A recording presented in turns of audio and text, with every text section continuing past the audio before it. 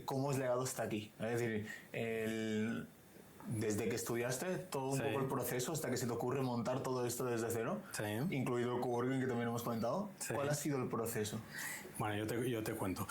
Yo cuando acabé la carrera de arquitectura, empecé a trabajar en el despacho de mi padre. Mi padre era arquitecto, mi abuelo también, o sea, tercera generación.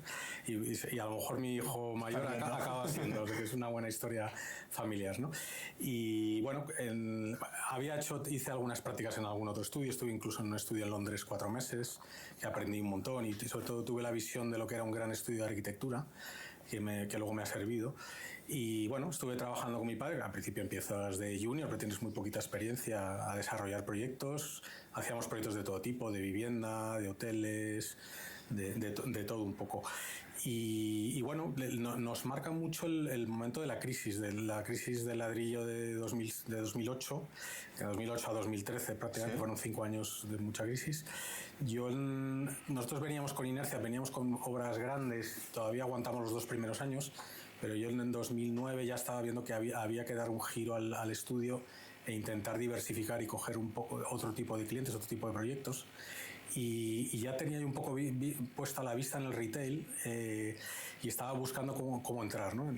Consigo, entrar con 2 super clientes a la vez, que fueron Apple y Primark.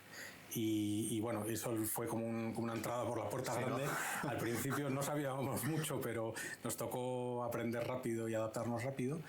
Y bueno, y a partir de ahí yo descubro que ese tipo de clientes y ese tipo de proyectos me fascinan, me encantan, como que se me daban bien, como que dábamos un buen servicio al cliente. Necesitaban un arquitecto que supiera bien inglés. Yo no soy bilingüe, pero bueno, me defiendo muy bien. Y son clientes internacionales. Claro. Muchas veces tienen poca presencia en España, entonces necesitan como una base fuerte en España, un equipo sólido de arquitectura que les dedique mucho tiempo, que tenga una infraestructura y tal. Entonces, bueno, empiezo a desarrollar esa parte de retail en el estudio de mi padre, que prácticamente lo llevo yo, lo dirijo yo, tengo un pequeño equipo y demás. Y bueno, llevábamos desde 2010 a 2016, llevaba un poco ese proceso, y en 2016 mi padre empieza a pensar en jubilarse, hay un tercer socio, y estaba muy diversificado el estudio, la parte de retail por un lado y la parte de vivienda, grandes proyectos por otro lado. Yo en ese momento decido o veo claro que la parte de retail estaba siendo un poquito frenada por la otra parte, porque llevaban 2 velocidades, necesitaban un tipo de especialización diferente.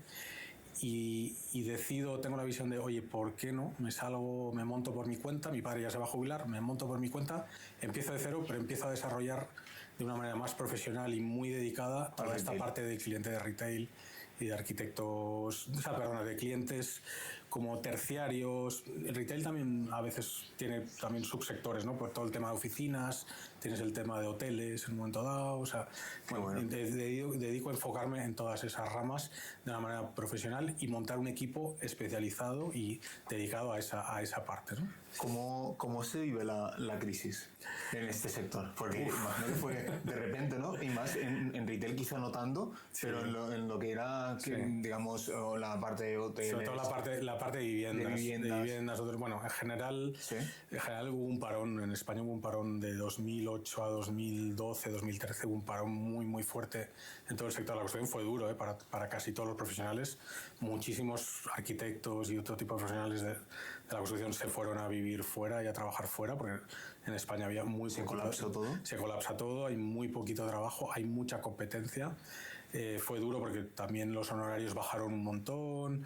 Era difícil sobrevivir con un estudio de arquitectura. Nosotros, el estudio de mi padre, éramos del orden de 16 personas, nos quedamos en 4 o 5. Y de repente, ¿no? De repente, sí, en una cuestión de un año, que ahí es donde iniciamos también la aventura del coworking. También, ante esa crisis vimos la oportunidad de, oye, como se nos queda el espacio vacío, ¿por qué no compartimos espacio con otros profesionales, con otra gente? Y ahí empezamos ya la experiencia coworking en el despacho de mi padre, que durante bastantes años funcionó muy bien, y a mí me gustó mucho también. Es un tema que también aprendí mucho y me gustó mucho, y me sirvió para conectarme con todo el mundo coworking, todo el mundo diseño de oficinas y demás, que también es otro tema que me apasiona, aparte del retail. Y bueno, pues al final la crisis se sobrelleva y se sale como puede, sobreviviendo. y bueno, finalmente pues en 2012, 2013 empieza a despegar y bueno... Y volvéis a crecer otra vez. Volvemos a crecer otra vez, tanto en el estudio de mi padre, yo hay un momento en el 16 que decido salir, montarme por cuenta, yo empiezo prácticamente con una persona, ¿Sí? Y voy montando equipo y vamos creciendo de una manera orgánica del orden del 30% anual en facturación. Durante los 6 primeros años. Durante los 6 primeros años y en equipo, es decir, hemos ido creciendo y hasta el punto donde estamos hoy. Y quizá los 2 últimos años, 2-3 últimos años han sido unos años un poquito más movidos a partir de la pandemia. El año de la pandemia es un año que todas las empresas que veníamos creciendo nos quedamos, bueno, no te digo parados, pero mantenemos a lo mejor facturación y crecimiento ese año, que bastante fue porque fue un año difícil. Y bueno, y ahora un poco los retos a los que me enfrento es el habernos convertido en una empresa pequeña en una empresa que empieza a ser mediana, con una infraestructura importante y con una serie de gastos importantes, bueno, pues sobre todo cómo profesionalizar esa empresa, ¿no? Cómo llevarla al siguiente nivel, ¿no?